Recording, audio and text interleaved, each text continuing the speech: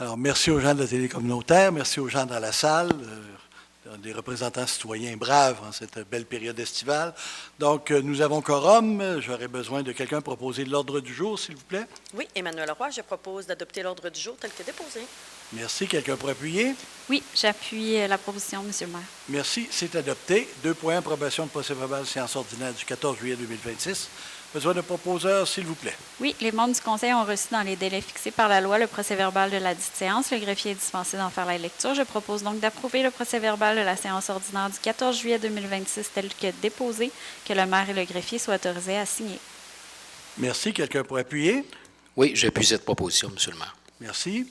C'est adopté à l'unanimité. 3.1, liste de la correspondance du mois de juillet 2026. Monsieur le directeur général. Alors, je vous dépose la liste de la correspondance du mois de juillet 2026 et je vous invite à la consulter. Merci. 4.1, dépôt du rapport budgétaire au 31 juillet 2026. Monsieur le directeur général. Alors, je fais de même avec le rapport budgétaire que je vous invite à lire. Merci. 4.2, adoption des comptes à payer au 31 juillet 2026. Monsieur le directeur général. Alors, je vous dépose pour approbation la liste des comptes à payer au 31 juillet 2026 qui totalise 623 374,55 $. Merci, Monsieur le DG. Votre soirée est presque terminée. Donc, besoin de proposeur, s'il vous plaît. Oui, Emmanuel Roy, je propose d'adopter la liste des comptes à payer au 31 juillet 2026, totalisant une somme de 623 374,55 $, laquelle est annexée à la présente résolution pour en faire partie intégrante et valoir comme si elle était ici tout au long reproduite. Merci. Quelqu'un pour Oui, appuyer? monsieur le maire, François Bégin, j'appuie la proposition. Merci. Quelqu'un demande le vote. C'est adopté à l'unanimité. Excusez, c'est parce qu'on a, juste expliquer, là, on a 3 personnes qui ont une activité tout à l'heure qu'on n'a pas fait retarder pour la séance du Conseil. Alors, on va accélérer un peu et répondre quand même aux questions, prendre le temps.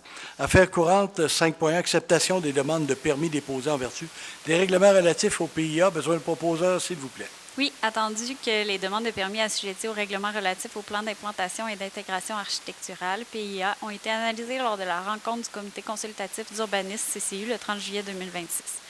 Attendu le tableau synthèse déposé en date du même jour et annexé au présent procès-verbal, je propose donc que le conseil municipal fasse sienne les recommandations et conditions du CCU apparaissant au tableau en vertu des règlements relatifs au PIA, que l'inspectrice en bâtiment et en environnement soit autorisée à émettre les permis conformément à la réglementation d'urbanisme, que cette acceptation ne porte que sur les demandes assujetties au PIA et n'autorise en aucun temps toute dérogation à la réglementation d'urbanisme. Merci. Quelqu'un pour appuyer? Robert Genet, j'appuie la proposition. Merci. Quelqu'un demande le vote. C'est adopté à l'unanimité. 5.2, demande présentée dans le cadre du PIA pour installation des panneaux solaires 46 rue de la Pointe-aux-Bleuets. Besoin de proposeur, s'il vous plaît. Oui. Attendu la demande reçue dans le cadre du plan d'implantation d'intégration architecturale PIA visant l'installation de panneaux solaires sur l'immeuble situé au 46 rue de la Pointe-aux-Bleuets. Attendu qu'aucune disposition réglementaire n'encadre actuellement l'installation de panneaux solaires sur le territoire de la Ville. Attendu que le comité consultatif a considéré qu'il appartenait au conseil municipal d'étudier cette demande et de se prononcer à son égard. Je propose que le conseil municipal accepte la demande visant l'installation de panneaux solaires sur l'immeuble situé au 46 rue de la Pointe-aux-Bleuets. Merci. Quelqu'un pour appuyer? J'appuie la proposition. Merci. Quelqu'un demande le vote. C'est adopté à l'unanimité. 5.3, demande de dérogation mineure concernant l'immeuble ici au 490 rue de Kilkenny est désigné sur le numéro de lot 5 895 658. Besoin de proposeur, s'il vous plaît. Oui, attendu que la demande de dérogation mineure a été déposée sur l'immeuble connu comme étant le numéro de lot 5 895 658 situé au 490 rue de Kilkenny, laquelle vise à autoriser l'installation d'une seconde génératrice d'appoint sur un terrain qui est l'assiette du bâtiment principal branché sur le réseau électrique, alors que le règlement exige qu'une seule génératrice d'appoint peut être installée par terrain. Attendu que la disposition réglementaire visant l'objet de la présente demande est l'article 7.2.11 du règlement de zonage 120-60-2021 et ses amendements. Attendu que le comité consultatif d'urbanisme a analysé la présente demande de dérogation le 2 juillet 2026 et recommande au conseil de refuser la dérogation mineure sur le lot 5 895 658. Donc, est-ce qu'il y a des personnes dans la salle qui sont venues pour ce point-là?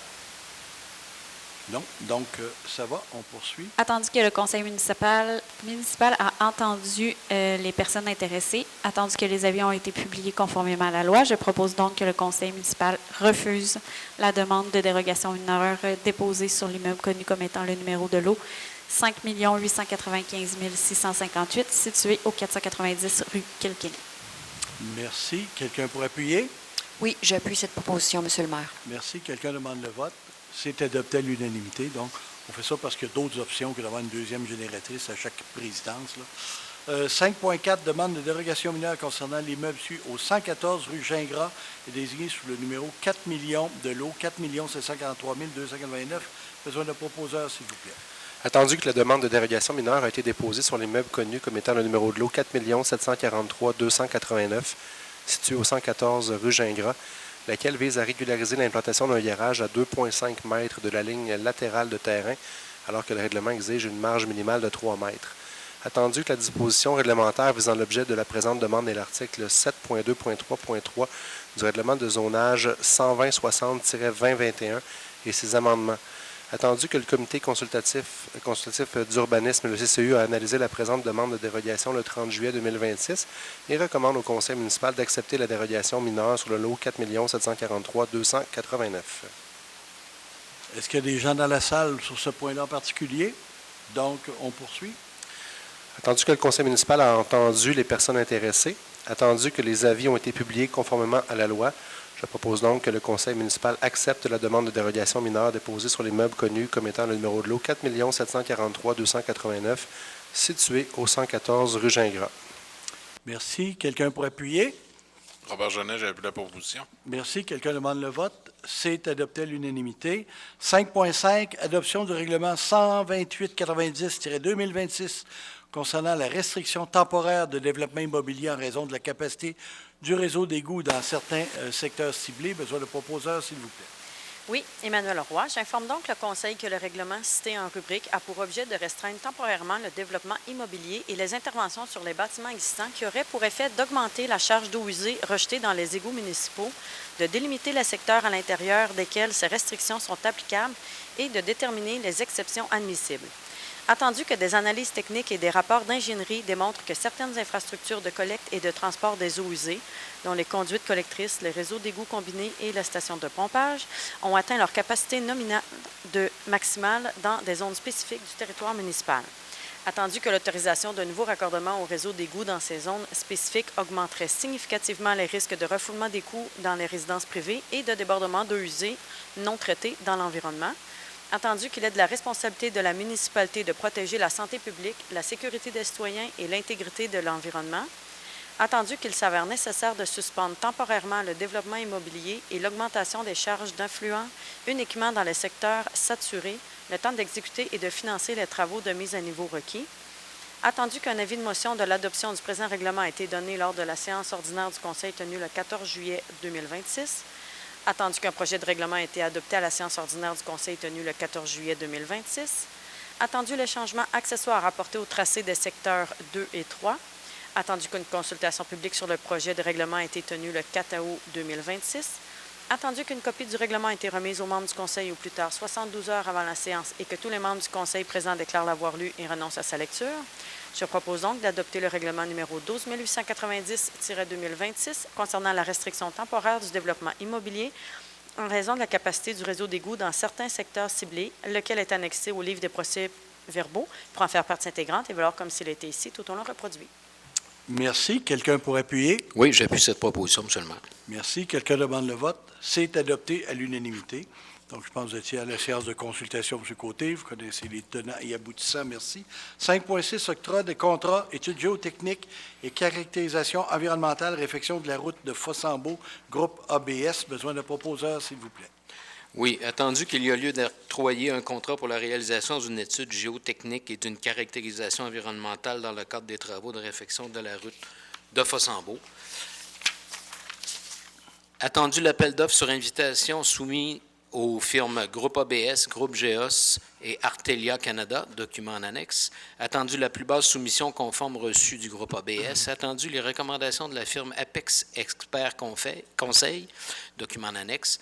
Je propose d'octroyer le contrat pour la réalisation d'une étude de géotechnique et d'une caractérisation environnementale dans le cadre des travaux de réfection de la route Fossambeau à la firme Groupe ABS au montant de 32 329,13 plus les taxes applicables.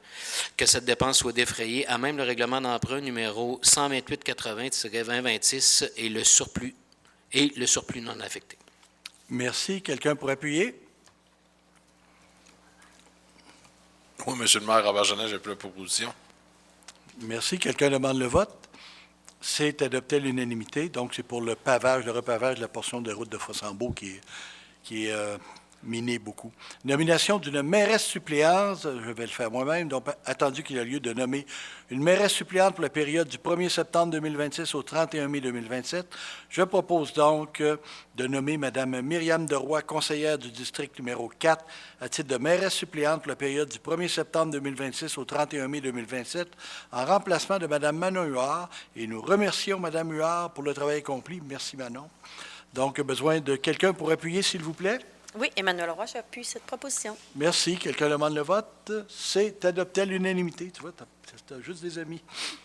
Autorisation de signature, effet bancaire, mairesse suppléante. Donc, attendu que les chèques et effets négociables de la municipalité sont signés par le maire ou la mairesse suppléante et le directeur général des trésoriers de la ville ou la directrice des finances, du service des finances et trésorerie adjointe, tel qu'il est prévu l'article 100.1 de la loi sur les cités et villes. Attendu la nomination de Mme Myriam Deroy à titre de mairesse suppléante pour la période du 1er septembre 2026 au 31 mai 2026 selon la résolution 124-08-2026 adoptée le 11 août 2026. Je propose donc d'autoriser Mme Myriam Deroy, conseillère au district numéro 4, à signer les chèques et effets négociables émis par la ville de Fossambeau-sur-le-Lac pour la période du 1er septembre 2026 au 31 mai 2027, et ce, à titre de mairesse suppléante. Besoin d'un appuyeur, s'il vous plaît. Oui, M. le maire, François Bégin, j'appuie la proposition. Merci. Quelqu'un demande le vote? C'est adopté à l'unanimité. Merci. Donc, partie informative, on vous rappelle que l'entre guillemets va paraître le 1er septembre prochain. C'est la fête du travail bientôt, donc lundi, le 7 septembre prochain, en raison de la fête du travail, les bureaux seront fermés. Le défi du lac, donc les citoyens sont invités à participer au défi du lac qui se tiendra le 22 août prochain. Il y a beaucoup d'activités le 22 août. Le visite guidée à la chapelle, ça se poursuit toujours et se poursuivront jusqu'au 13 septembre, du vendredi au dimanche, à la chapelle du lac, de midi à 18h, où il y en a l'exposition d'un artiste. Je veux dire qu'on continue le cheminement pour la réglementation sur le lac. On a une réunion les 3 maires ce matin. On est quand même content que 3 portions de ce qu'on avait demandé sont adoptées. Les limitations de vitesse, la bande de 100 mètres à 10 km/h, c'est déjà adopté. On fait aussi adopter notre règlement sur les nuisances. Il reste 2 autres objets, la passe et le surf dans le bassin sud, pour lequel le travail se poursuit. On a entendu des rumeurs à l'effet qu'il y avait, c'est plus que des rumeurs, on a vu des annonces comme de quoi il y aura un gros party sur le lac le 22 août. Alors, on s'adresse surtout aux gens qui vont l'écouter par les médias. Ce party-là, qui est une reprise d'un party qui a été fait, semble-t-il, il y a quelques semaines, avec plein de gens qui ont été sur des pontons, avec des disques jockeys, etc. Alors, ça va être très, très suivi. La sécurité va être encadrée. La SQ et nos patrouilles nautiques vont s'assurer du respect de toute la réglementation.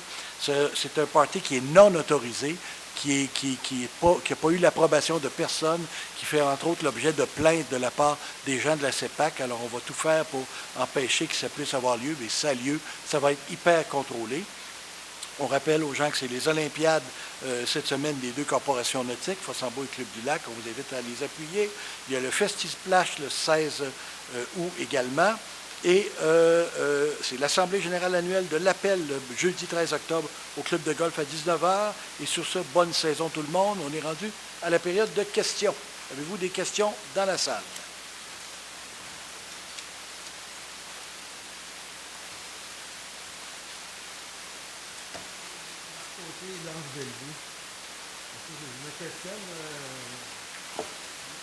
L'installation de panneaux solaires. Oui. Les panneaux solaires, ça veut dire l'installation. C'est sur la maison. C'est sur la toiture uniquement.